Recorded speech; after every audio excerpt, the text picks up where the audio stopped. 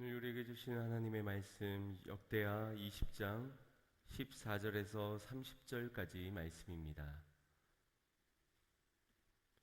역대하 20장 14절에서 30절까지 말씀입니다.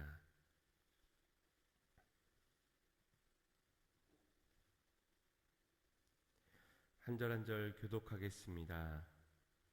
여호와의 신이 회중 가운데서 레위 사람 야시엘에게 임하였으니 저는 아삽 자손 마따냐의 현손이요 여이엘의 증손이요 분야의 손자요 스가랴의 아들이더라.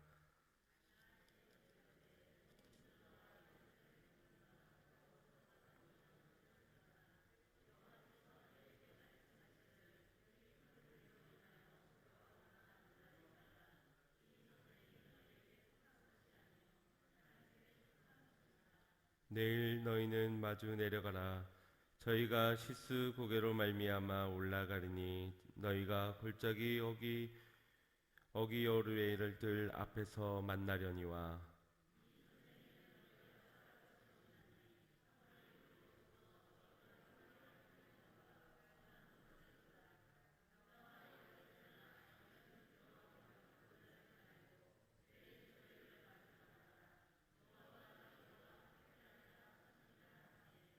여호사밧이 몸을 굽혀 얼굴을 땅에 대니 온 유대와 예루살렘 거민들도 여호와 앞에 엎드려 경배하고.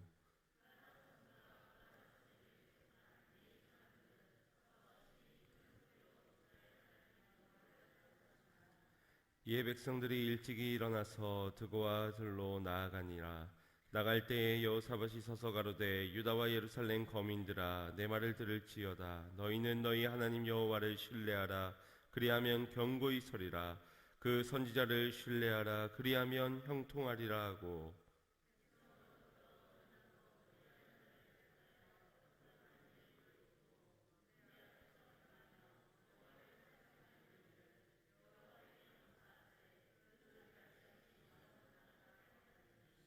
그 노래와 찬송이 시작될 때에 여호와께서 복병을 두어 유다를 치러 온 암몬 자손과 모압과 세일산 사람을 치게 하심으로 저희가 패하였으니.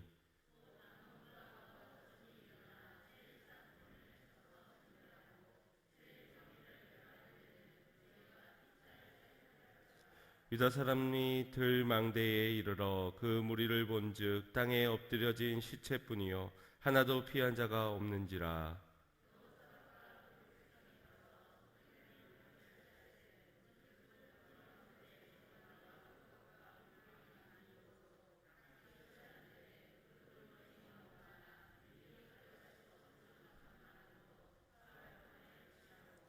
제4일에 무리가 브라가 골짜기에 모여서 거기서 여호와를 송축한지라. 그러므로 오늘날까지 그곳을 브라가 골짜기라 일컫더라.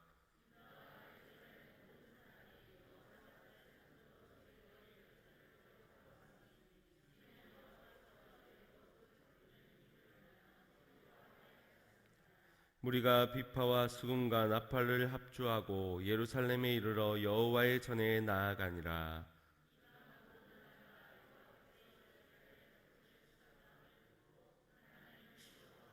함께 보겠습니다. 여호사밧의 나라가 태평하였으니 이는 그 하나님이 사방에서 저희에게 평강을 주셨음이더라. 아멘. 할렐루야. 오늘도 하나님의 크신 은혜가 여러분의 심령 가운데, 삶 가운데, 가정 가운데 넘쳐 흐르기를 주님의 이름으로 축복합니다. 오늘 여호사밧의 나라에 임한 그 평강이 또한 우리의 평강이 되기를 간절히 소망합니다. 여러분은 꿈은 이루어진다라는 말에 얼마나 공감을 하고 계십니까? 분명 좋은 말입니다. 꿈은 이루어진다는데 좋지 않을 사람이 누가 있겠습니까? 그런데 혹시 이 말을 들을 때에 여러분의 가슴이 뛰시는지요? 꿈은 이루어진다라는 말을 들었을 때 여러분이 설레이는 마음 또한 기대하는 마음들이 있으신 분 계십니까? 꿈 얘기는 저기 파릇파릇한 청춘들에게나 하는 말이고 하루하루를 전쟁터에서 살아가는 우리에겐 꿈보다는 현실이 더 먼저이기 때문에 꿈은 이루어진다는 우리에게 적용할 만한 그런 말이 아닌 듯 생각할 수도 있을 것 같습니다. 그만큼 아마도 많은 부분에서 우리의 꿈은 현실과 타협해졌을 것이고, 기대라 한다면 그저 별탈 없는 하루, 문제가 일어나지 않는 평온한 하루 정도를 꿈꾸었을 것입니다. 그러면 여러분 한번 점검해 보시길 바랍니다. 여러분의 하루를 이끌어가는 것은 꿈입니까? 아니면 염려입니까? 꿈을 위해서 하루를 살아가십니까? 아니면 염려되는 것을 해결하기 위해서 하루하루를 살아가고 계십니까? 분명 이 꿈과 염려는 아직 이루어지지 않는 일에 대한 것이라는 공통점을 가지고 있지만, 확연한 차이점이 있는 것은 꿈은 오늘을 기대하며 하루를 살아가게 하지만, 염려는 두려움 때문에 우리의 걸음의 대부분을 막아선다라는 것입니다. 어린 시절부터 꿈이 없었던 사람은 아마 없었을 겁니다. 저마다 바라고 소망하는 꿈들이 있었을 것인데, 우리의 꿈들을 포기하게 만들고 또 염려하게 만든 가장 주된 요인은 아마도 우리의 현실일 겁니다. 여러분의 현실이 꿈에 조금씩 더 가까이 나아갔더라면 여러분의 꿈을 접을 이유가 전혀 없었겠지요. 그러나 현실이 꿈과는 점점점 멀어지는 것을 보면서 더 이상 꿈꾸려 하지 않았을 것입니다. 그래서 단순히 꿈꾸는 인생이 되어야 하는 것이 아닙니다. 현실 때문에 꿈을 포기하지 않도록 우리의 현실을 바꿔가는 삶을 살아야 할 줄 믿습니다. 꿈이 현실이 될 때까지 막연하게 기다리자는 것이 아니라 그 꿈에 조금 한 걸음 더 가까워질 수 있도록 우리의 오늘의 현실을 바꾸어가는 삶을 살아가야 한다는 것입니다. 지난주일 말씀처럼 오직 주만 바라보는 신앙에서는 내일 일에 대한 염려할 것은 없을 것입니다. 그러나 자칫 주만 바라보는 신앙이 되자는 것이 아무것도 하지 않고 주님만 믿고 가만히 기다리는 것으로 오해해서는 안 될 것입니다. 우리의 인생을 전적으로 주님께 맡기지 못한 인생도 문제이겠지만, 맡겼다고 해서 내가 아무것도 하지 않은 채 가만히 있는 그러한 모습 역시도 문제라 여겨집니다. 한 주간을 돌아볼 때 여러분은 주님을 바라보는 삶을 살아가셨습니까? 이것을 주님을 자주 생각했다 정도로 여길지도 모르겠습니다. 혹은 신랑 되신 예수님이 다시 오실 때까지 내가 이 기독교를 개종하지 않는, 종교를 개정하지 않는 정도, 크나큰 죄를 지어 감옥에 갇히지 않는 정도의 삶 정도를 주를 바라보는 삶이다라고 여길 수도 있을 것입니다. 현실적으로 아무런 대안이 없고 행동할 것도 없고, 그래서 이젠 할 수 없습니다. 나도 더 이상은 모르겠습니다. 주님이 다 알아서 하십시오 하고 하나님께 문제를 미루는 정도라고 생각할 수도 있습니다. 만약 그런 생각이었다면 아마도 지난 한 주간은 그 지난주와 별다른 변화가 없는 한 주간을 동일하게 사셨을 겁니다. 주님이 알아서 하실 텐데 내가 달라질 필요가 뭐가 있겠습니까? 여전히 생각날 때마다 기도하고 또 주님의 말씀, 어느 정도의 착한 행실을 가지며 그렇게 사는 정도로 만족했을 것입니다. 믿음으로 오직 주만 바라보는 신앙, 그것은 이처럼 소극적이고 미온적인 비활동적인 상태를 의미하지 않습니다. 주님의 뜻을 찾기까지 매우 적극적이며 또 그 뜻을 알게 되었을 때는 능동적으로 행하는 상태가 곧 주님만 바라보는 상태일 것입니다. 믿음이란 막연한 기다림이 아닙니다. 그렇다고 막무가내로 전진하는 것도 믿음이 아니지요. 믿음이란 미래를 바라보고 행동하는 삶을 의미하는 것입니다. 우리는 믿음이 있는 존재로 여전히 내일 일이 어떤 일이 벌어질지는 알지 못하는 세상 사람들과 동일한 존재입니다. 그럼에도 불구하고 내일은 알 수 없지만 그래도 본 것으로 확신하며 오늘을 살아가는 것이 바로 믿음의 생활일 것입니다. 우리가 믿음으로 주님을 바라볼 때 주님은 내게 오늘 하루를 어떤 것을 위해 살아가야 하는지, 어떤 것을 심어야 하는지를 일러주실 것이고, 우리가 그것을 깨닫게 되었을 때 그 일을 행함에 하나님을 신뢰하는 만큼 심을 수 있는 자, 행하며 살아갈 수 있는 자, 변화시키며 현실을 바꾸어 나갈 수 있는 자의 삶이 되어야 한다라는 사실입니다. 여리고성 앞에서 주님을 바라볼 때 주님이 말씀해 주셨지요. 하루에 한 바퀴씩 성을 돌고 마지막 7날에는 7바퀴를 돌고 외쳐라라는 방법을 일러 주셨습니다.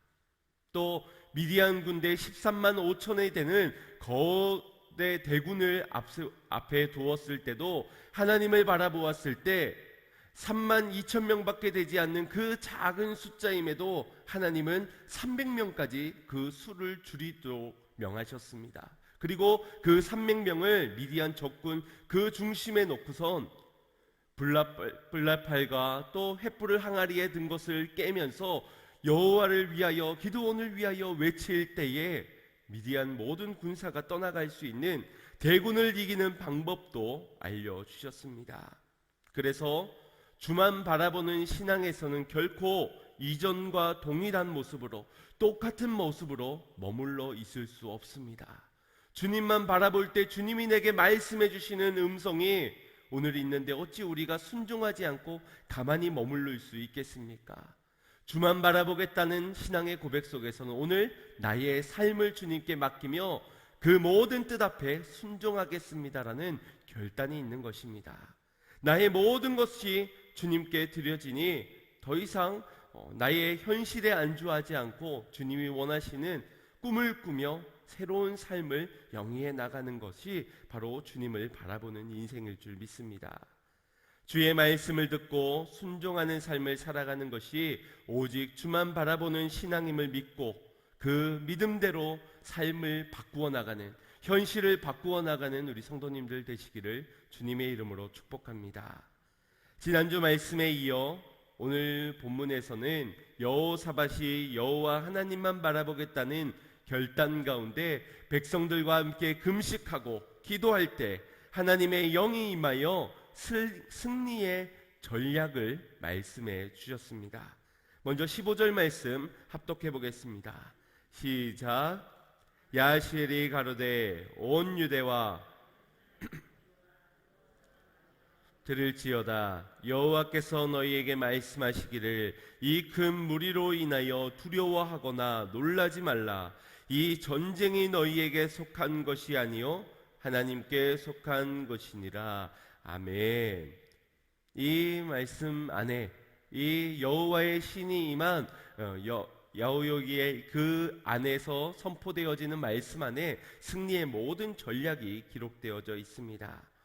두려워하거나 놀라지 말라. 이것이 야시엘을 통하여 선포되어진 승리의 비결이었습니다.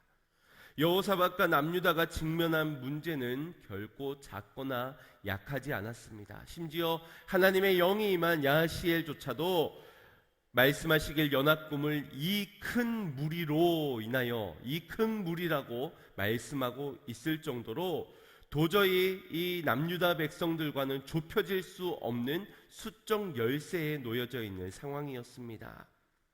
인간이 가장 많이 느끼게 되는 감정이 이 두려움이라는 말이 있지요. 그만큼 이와 같은 현실 앞에서는 사람이라면 누구나 두려움 감정을 가지게 된다라는 것입니다. 그렇다 해도 이 상황을 역전시킬 만한 승리의 전략이 두려워하지 말고 놀라지 말라. 그리 대단한 승리의 비결이라고 보여지지 않습니다.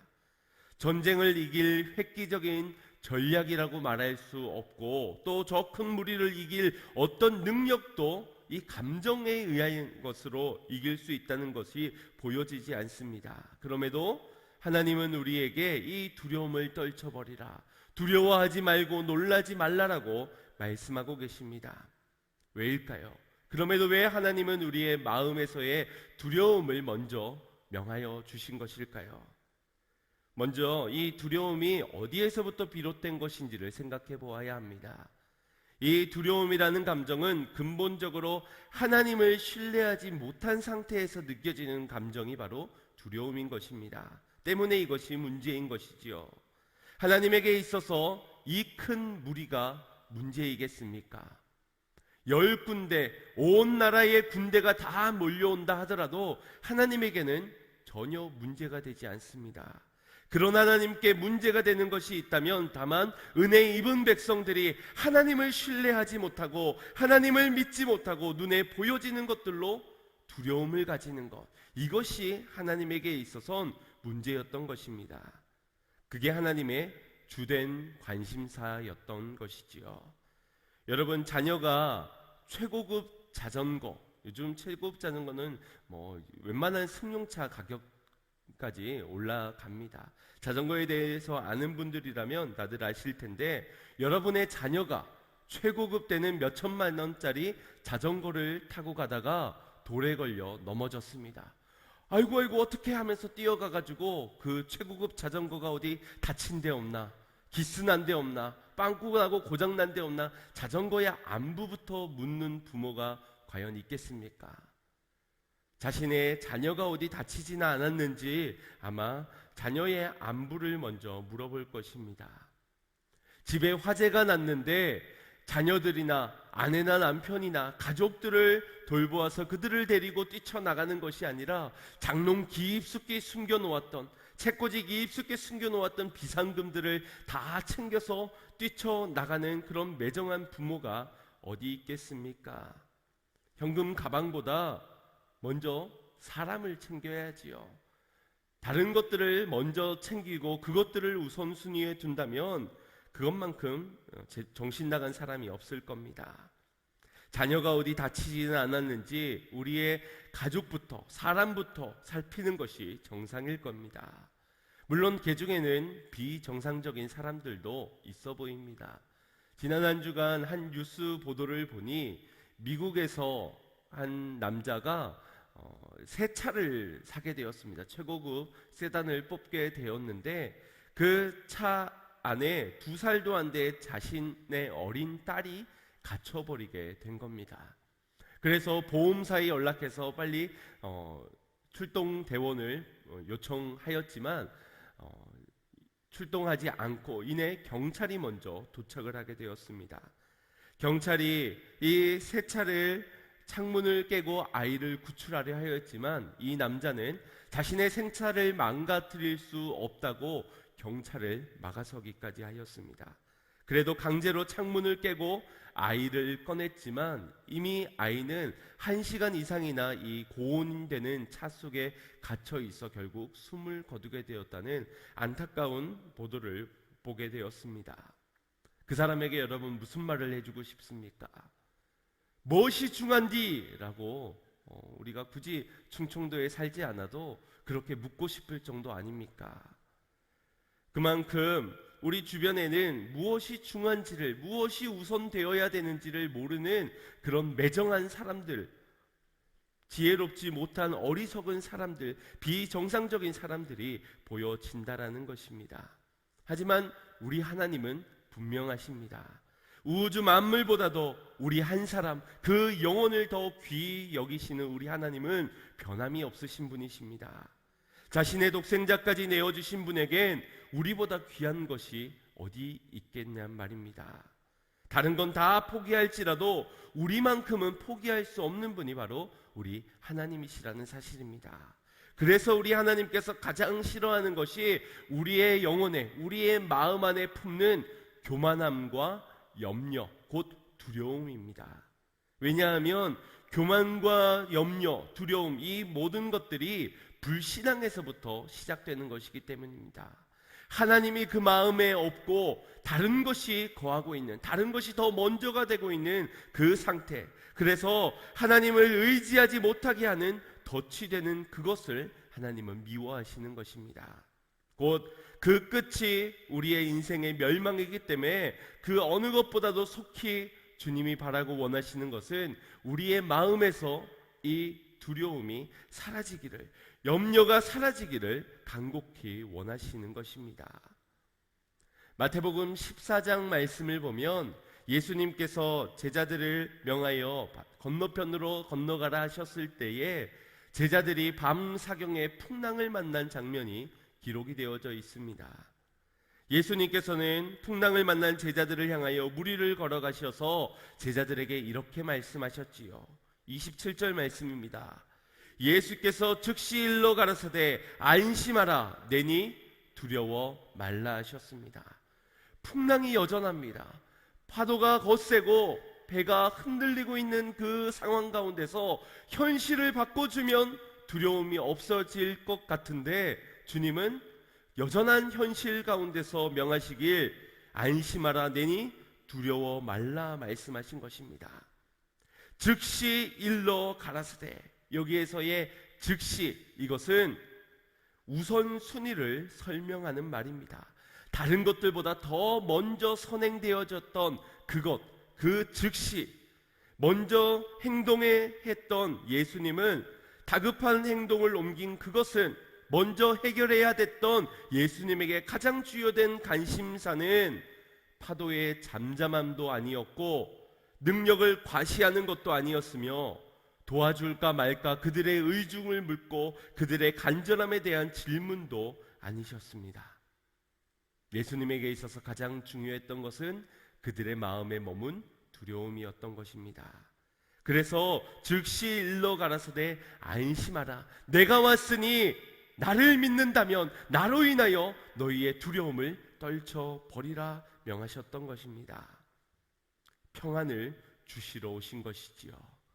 믿음으로 두려움을 떨쳐내는 것이 그 어떤 것보다도 예수님에겐 먼저였던 것입니다. 그 뒤의 이야기도 여러분들이 잘 아실 것입니다. 베드로가 예수님에게 이런 요청을 하지요. 예수님, 만약 주시거든 나를 명하여 물 위로 오라 하소서.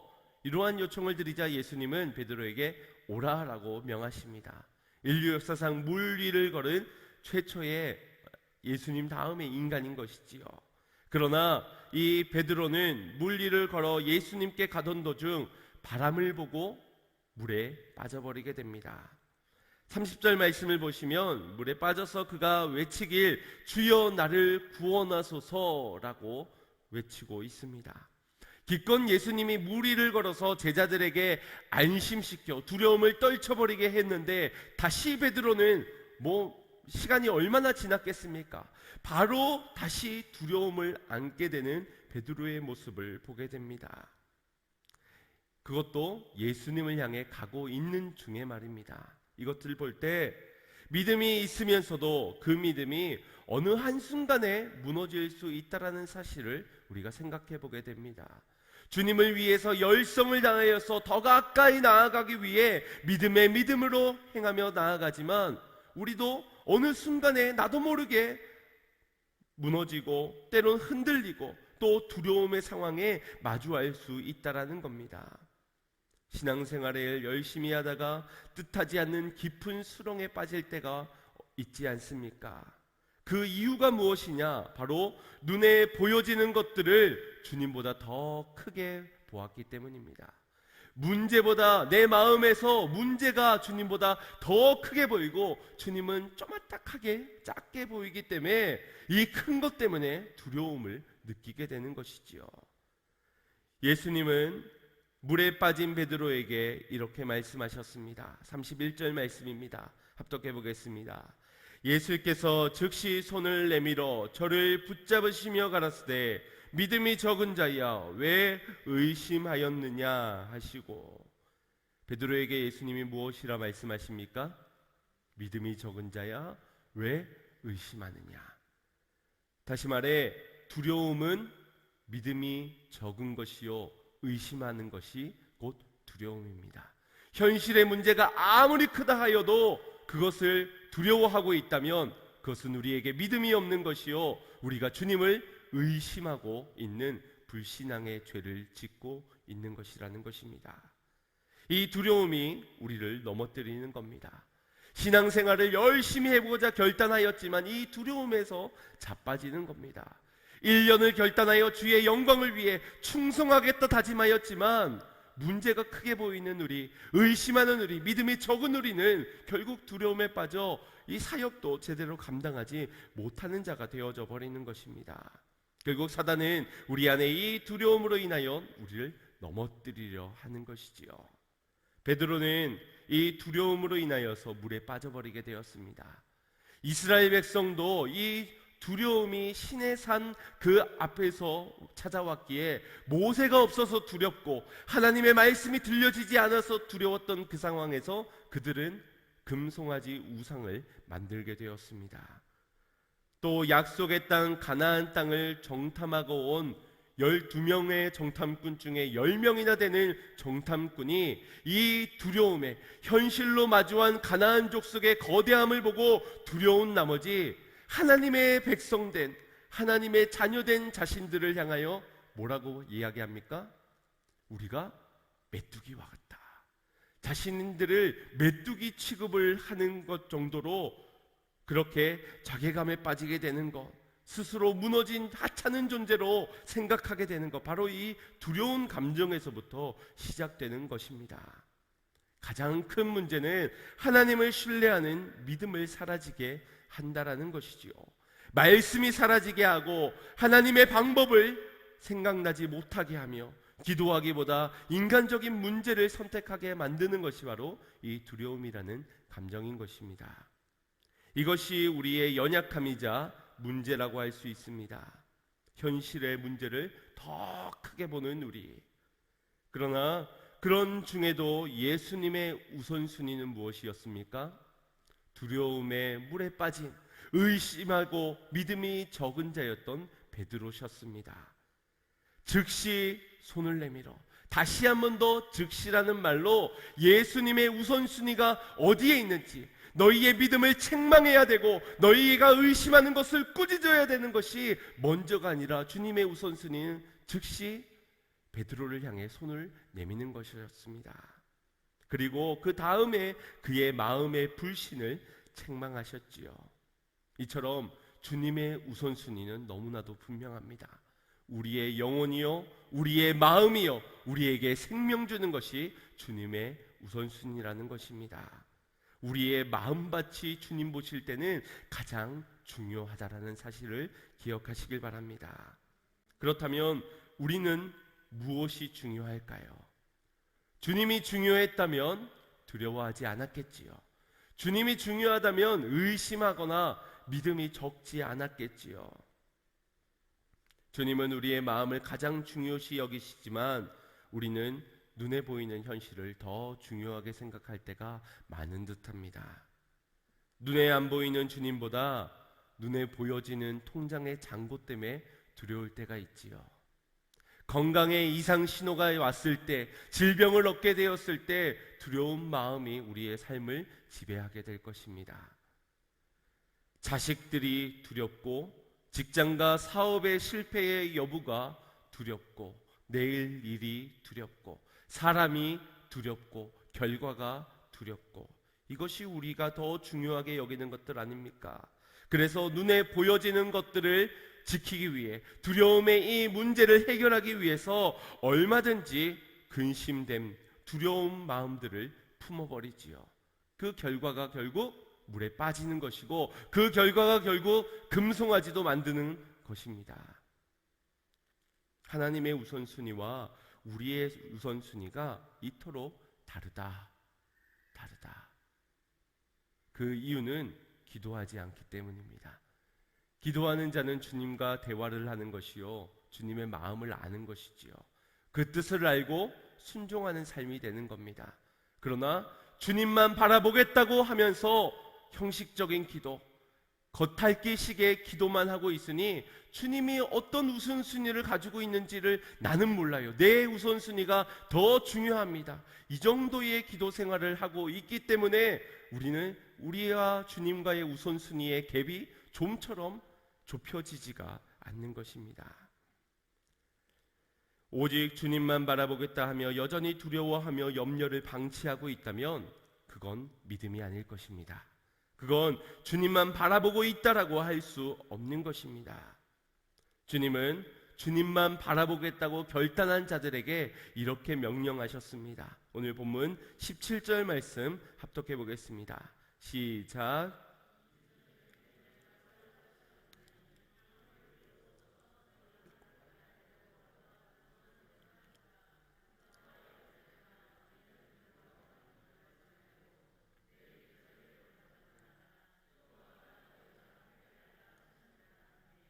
아멘. 이 전쟁에는 너희가 싸우라 싸울 것이 없다, 싸울 것이 없다 하셨습니다. 너희가 할 것이 없다, 내가 할 것이다. 그러니 너희는 두려워하지 말고 놀라지 말라. 그러나 너희가 해야 하는 한 가지가 있으니 나가라, 나가라. 오늘 본문 그 앞절에도 나가라라고 말씀하고 있습니다. 왜냐하면 주님이 하실 것을 목도하는 인생이 되어야 되기 때문에, 주님과 함께 하는 인생이 되어야 되기 때문입니다. 전쟁은 우리에게 속한 것이 아니요 오직 주님께 속한 것이기 때문에 가자라는 것이지요. 너희가 하라는 것이 아니라 내가 할 것이 너희는 나와 함께 가자라고 명하고 계신 것입니다. 이것을 믿을 때 우리의 안에 모든 두려움은 사라지게 될 것입니다. 나의 인생이 하나님의 것이라 믿어질 때, 우리의 가정은 하나님께 속한 가정이라고 믿어질 때 두려움은 떠나가게 될 줄 믿습니다. 자녀의 문제도 동일합니다. 우리의 자녀들이 하나님의 여호와의 기업이라 하였습니다. 우리에게 주신 선물이지만 여호와의 기업이지 우리의 기업이 아닙니다. 그러니 우리의 자녀마저도 하나님의 것이라고 인정하게 될 때 우리의 삶에 자녀들을 향한 두려움도 사라지게 될 줄 믿습니다. 그러나 여전히 내 마음은 내 것이요 내 소유도 내 것이요 내 자식도 내 것이라고 여겨진다면 우리는 불안과 두려움 때문에 좀처럼 잠이 들 수 없을 것이고 눈을 감을 수도 없을 것입니다. 주님께 맡기시길 바랍니다.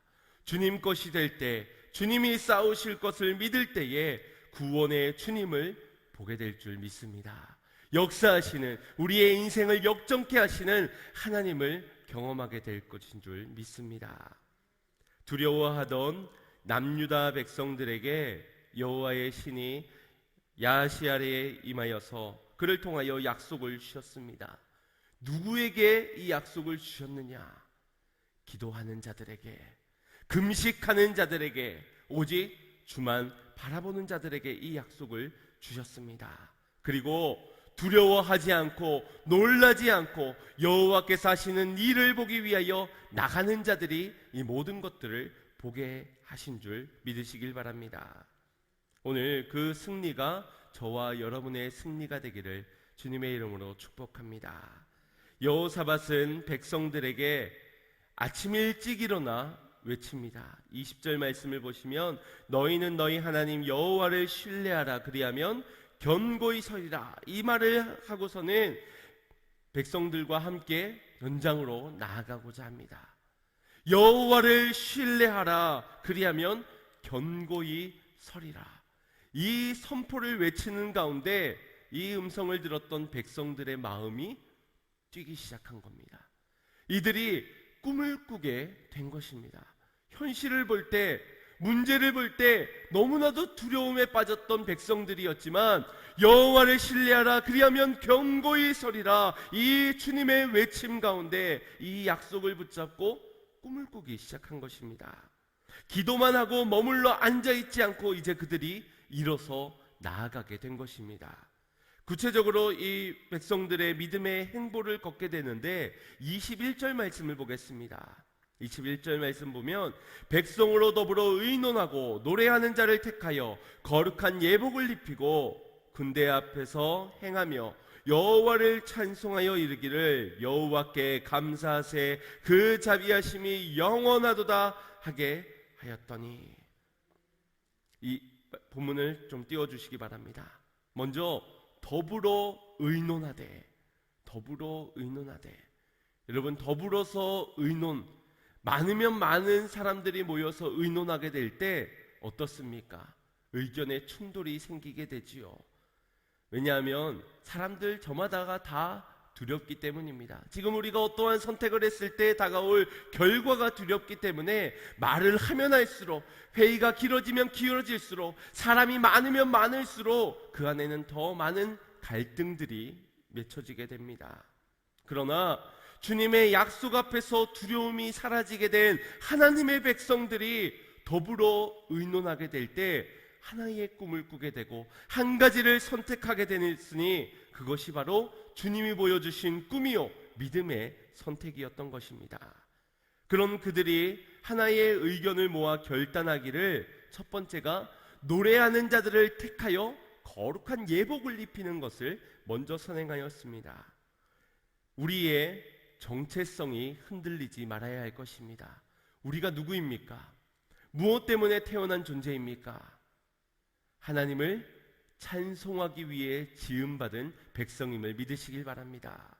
하나님을 영화롭게 하며 주님께 영광 올려드리기 위해 지음받은 우리의 왜 태어났는지의 그 이유와 목적을, 정체성을 흔들리지 말아야 한다는 것입니다. 거룩한 예복을 입은 존재, 우리는 그리스도인입니다. 우리는 더 이상 메뚜기가 아니라는 사실입니다. 아무리 적군이 뛰어나고 아무리 현실의 문제가 거대하다 하여도 우리는 메뚜기가 아닌 하나님의 백성임을 믿으시길 바랍니다. 오히려 저들이 우리의 밥인 것이지요. 그들이 또한 결단합니다. 군대 앞에 행하라. 칼을 한 자루라도 더 들고 앞쪽에 방어진을 더 구축해야 되는 것이 세상의 상식입니다. 그러나 하나님의 영이 임하여 꿈을 꾸는 자들, 믿음의 행보를 걷게 된 자들의 선택은 군대를 더 강화시키는 것이 아니라 군대 앞에 하나님을 찬양하는 찬양대를 먼저 앞세운 것입니다. 이것을 생각해 볼 수 있을 것 같습니다. 우리의 우선순위, 무엇이 먼저 선행되어져야 하는가? 우리가 오늘 예배를 드리면서도 사도신경으로 우리의 신앙을 먼저 고백했듯이 먼저 선행되어져야 되는 것이 있습니다. 그 선행되어져야 하는 것은 비록 지금은 우리의 우선순위의 가장 첫 번째가 되지 못할지언정 그래도 하나님이 가장 귀하게 보시는, 하나님이 가장 우선순위로 생각하시는 그것을 먼저 앞세워 나아가시길 바랍니다. 다른 것들부터, 눈에 보여지는 것들부터가 아니라 믿음의 것들부터입니다. 하나님을 신뢰하기 때문에 하나님이 기뻐하시는 그것부터 앞세워 나아가시길 바랍니다. 여러분에게 있어서도 즉시가 무엇이 되어야 하는지, 하나님의 기쁨이 되기 위한 일을 즉시 행하시길 바랍니다. 전쟁 앞에서, 군대 앞에서, 문제 앞에서도 하나님이 기뻐하시는 예배로 승리하시고, 하나님의 말씀 가운데 승리하여 주시고, 하나님이 영혼을 사랑하신다면, 그 영혼이 돌아오는 것을 그 어떤 것보다 기뻐하신다면 그것을 먼저 선행하시길 바랍니다. 그것이 여러분의 즉시가 될 때 하나님의 승리가 우리의 승리가 되게 될 줄 믿습니다. 마지막으로 여호와의 자비하심이 영원함을 그들은 감사하였습니다. 하나님께서 우리에게 주신 은혜는 누구와 비교할 수 있는 것이 아니지요.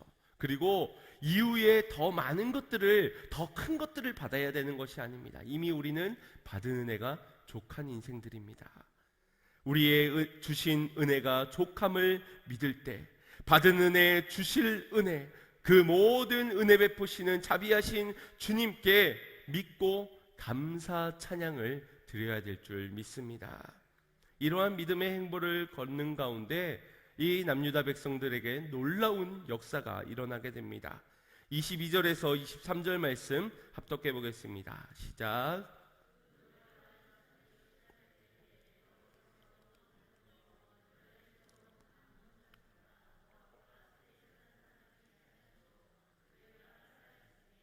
곧 암몬과 모압 자손이 일어나 세일산 거민을 쳐서 진멸하고 세일 거민을 멸한 후에는 저희가 피차에 살육하였더라. 아멘.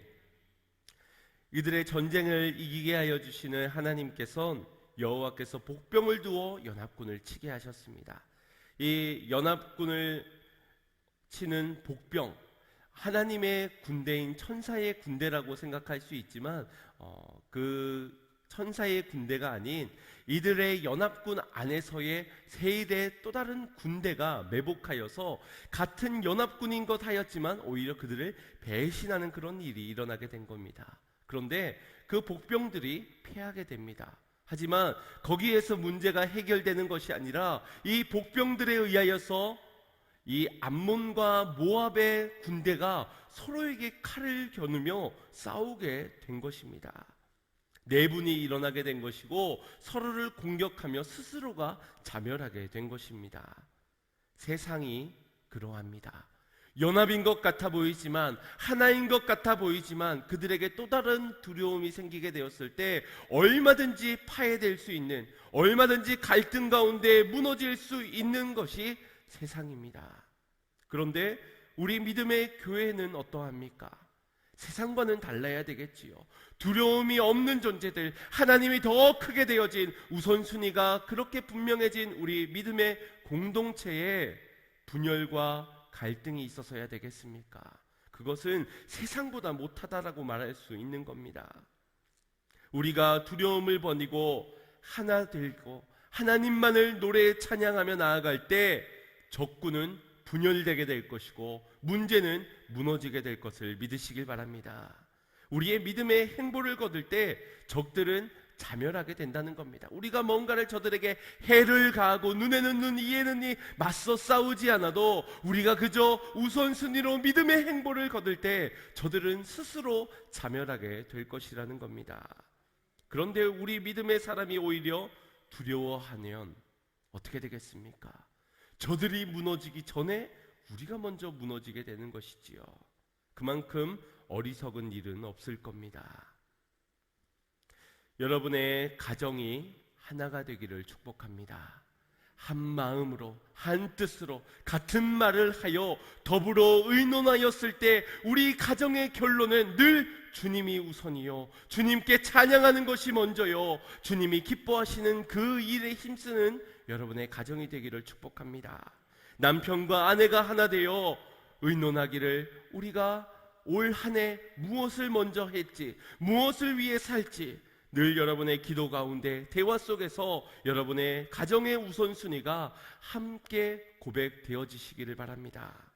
가정에서 찬송하시고 믿음을 앞세워 보십시오. 감사해 보십시오. 가정의 모든 문제가 깨어지고 현실이 역전되게 될 줄 믿습니다. 승리를 주시는 주님을 만나게 될 줄 믿습니다. 또한 주님이 주시는 또 다른 선물이 있는데, 유대 백성들이 전리품을 많이 취하게 되었습니다. 그런데 돌아오게 되었을 때 그들의 전리품 중 가장 귀한 전리품이 무엇이었는지를 오늘 27절에 이렇게 발견하게 됩니다. 합독해 보겠습니다. 유다와 예루살렘 모든 사람이 여호사밧을 선두로 즐거이 예루살렘으로 돌아왔으니 이는 여호와께서 저희로 그 적군을 이김으로 인하여 즐거워하게 하셨음이니라. 아멘. 주님이 어떠한 상을 주셨습니까? 분열하지 않고 갈등하지 않고 두려움을 내려놓고 먼저 선행되어지는 믿음의 행보를 걸었더니 어떤 전리품을 취하게 되었습니까? 즐거움, 기쁨입니다. 오늘 본문에 두 번이나 이 즐거이 예루살렘으로 돌아왔고 이김으로 인하여서 즐거워하게 하셨다. 단순히 먹고 마시고 즐기는 기쁨, 무언가를 소유하게 되어서 문제가 해결되어서의 기쁨이 아니라 하나님을 만난 자, 하나님과 함께 적군 가운데 하나님이 하신 일을 경험하게 된 자, 그러한 자가 얻게 되는 기쁨이 이 세상에 비교할 수 없는 참 기쁨임을 믿으시길 바랍니다. 하나님과 함께함으로부터 오는 그 승리의 기쁨이 가장 복되다라는 것입니다. 이 기쁨을 누리는 저와 여러분의 가정이 되시기를 축복합니다. 사랑하는 성도 여러분, 나의 모든 것이 하나님의 것임을 믿으십니까? 내가 가진 것, 내가 소유한 것, 내 마음조차도 모든 것이 하나님의 것이라고 인정하신다면 두려움을 떨쳐버리십시오. 두려움은 우리의 감정을, 우리의 삶을 지배하게 두어서는 안 되는 겁니다. 두려움에 머물러 있어서는 내 인생에 어떤 것도 달라지지 않습니다. 아유, 또 상처받으면 어떠해요? 사역하다가 또 상처받고 또 나만 고생하면 어떡해요? 내가 주의 일을 힘쓰다가 우리의 가정이 저렇게 무너지면 또 어떡해요? 두려워요.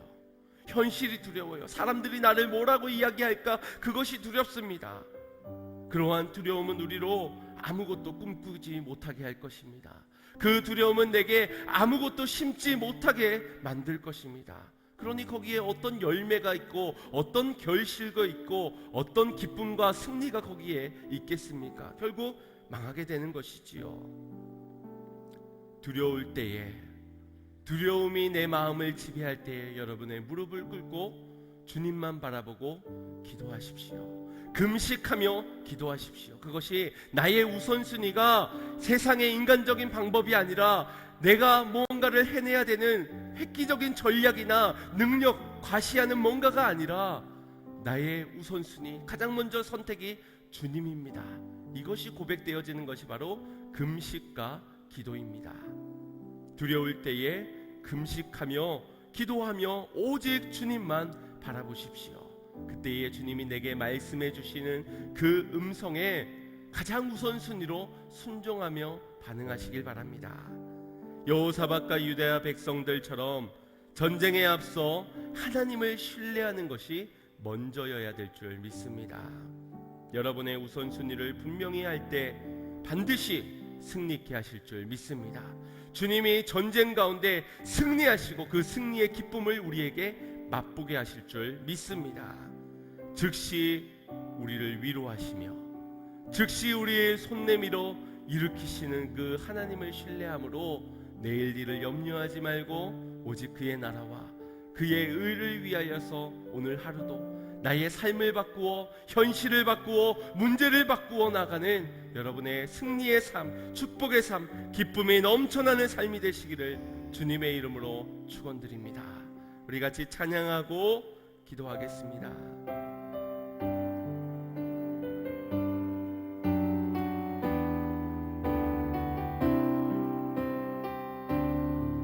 우리의 마음을 향해 주님이 이렇게 말씀하십니다. 왜 슬퍼하느냐,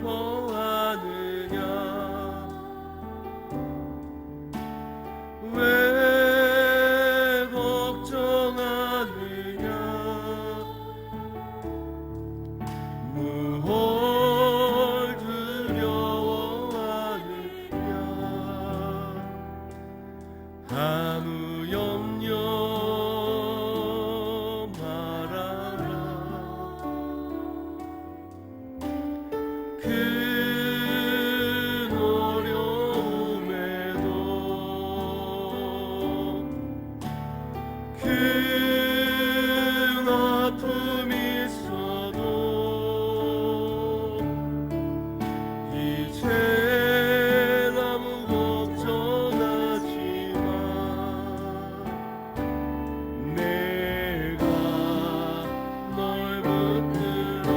다시 한번 더 주님의 음성에 집중합시다.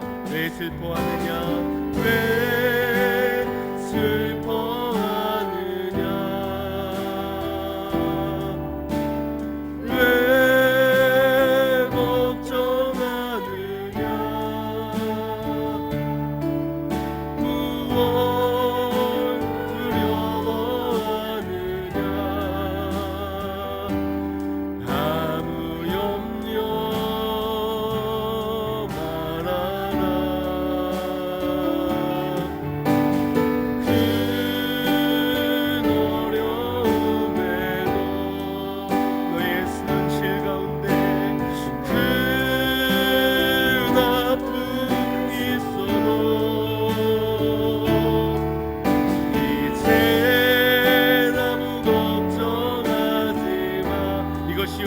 약속입니다.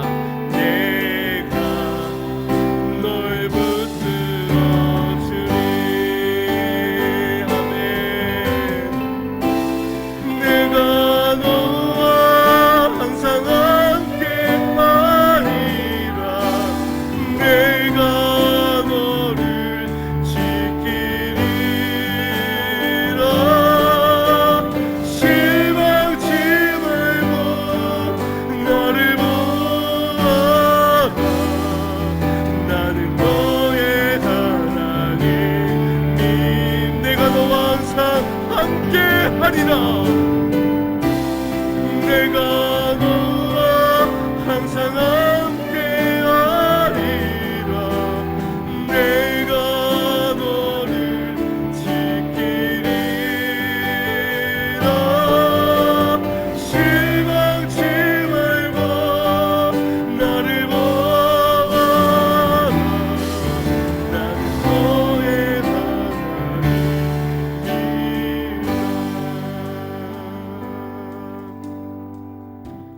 오늘 주님의 책망의 소리가 오늘 우리의 삶을 향하여 우리의 마음을 향하고 있습니다. 너희는 무엇으로 인하여 두려워하고 무엇으로 인하여 슬퍼하고 있느냐? 무엇이 너희를 그토록 염려하게 하여 심지 못하게 하고 꿈꾸지 못하게 하고 좌절하고 낭망하게 하느냐? 주님은 오늘 그런 무너진 우리의 인생을 향해 즉시 손 내밀어 우리에게 찾아오시며 우리를 일으키시며 말씀하시고 계십니다. 내가 너와 함께 할 것이다. 내가 너를 붙들어 내가 너를 크게 사용할 것이다. 나를 보아라. 너의 하나님 된 나를 보아라 말씀하여 주시는 줄 믿습니다. 주여, 믿음의 눈을 들어 주를 보게 하여 주시옵소서. 나의 모든 것 주님께 속한 것이오니 나의 모든 것, 내 소유, 내 물질, 내 마음까지, 내 인생, 내 자녀, 우리의 가정까지 다 하나님의 것이오니 두려움을 내려놓고 주여 일어나 승리케 하여 주시는 주님을 보게 하여 주시옵소서. 우리 주여 한번 무릎 짓고 합심하여 기도합시다. 주여, 아버지, 이 마음의 염려가, 이 마음의 두려움이 머물러 있는 것이 내 안에 죄임을 주님 자각하지 못하였습니다. 두려움 때문에 꿈꾸지 못하였지만, 두려움 때문에 심지 못하였지만, 두려워 기도하지도 못하였고 두려워서도 주님께 충성하지 못하였지만, 아버지면 내 인생 안에서 어떠한 것으로 일어서야 될지 주님 바라보지 못하였습니다. 주님 선택하지 못하였습니다. 그러나 주님 오늘 다시 즉시 내게 나와 손 내밀어 안심하라 명하시며 나를 일으키시어 새 힘을 주시는 주님으로 인하여 나의 모든 두려움을 내려놓습니다. 나의 모든 염려들을 주님 앞에 내려놓습니다. 이제 나와 함께 하시는 주의 약속만을 붙잡고 믿음으로 걷고 믿음의 행복 가운데 주님만을 찬양하는 인생, 주여 그러한 인생 살아가게 원하오니 주여 우리를 붙잡아 주의 승리케 하여 주시는 주님을 보게 하여 주옵소서. 사랑의 주 하나님, 오늘 두려움 가운데 무너져 있는 심령들을 불러 모아 주시어 주님, 다시금 주의 약속을 허락하여 주신 주님, 오늘 주님의 즉시에 그 은혜를 입은 자로서 아버지 하나님을 바라볼 수 있는 믿음을 또한 허락하여 주시옵소서. 그리하여서 모든 두려움을 떨쳐버리고 여호와 하나님만을 바라보는 신앙 가운데 오직 주님만 찬송케 하여 주시옵고, 우리가 하나님의 백성 된 거룩한 백성님을 믿는 가운데 먼저 우리의 우선순위를 분별하여 주님 앞세워 믿음으로 나아가게 하여 주시고, 영원하신 자비의 주 하나님께 감사하는 신앙으로 주님의 승리를 맛본 인생 되도록 축복을 도하여 주시옵소서. 승리하실 주님, 승리하신 주님, 또한 승리케 하실 주님께 감사드리오며 예수님의 이름으로 기도드리옵나이다. 아멘.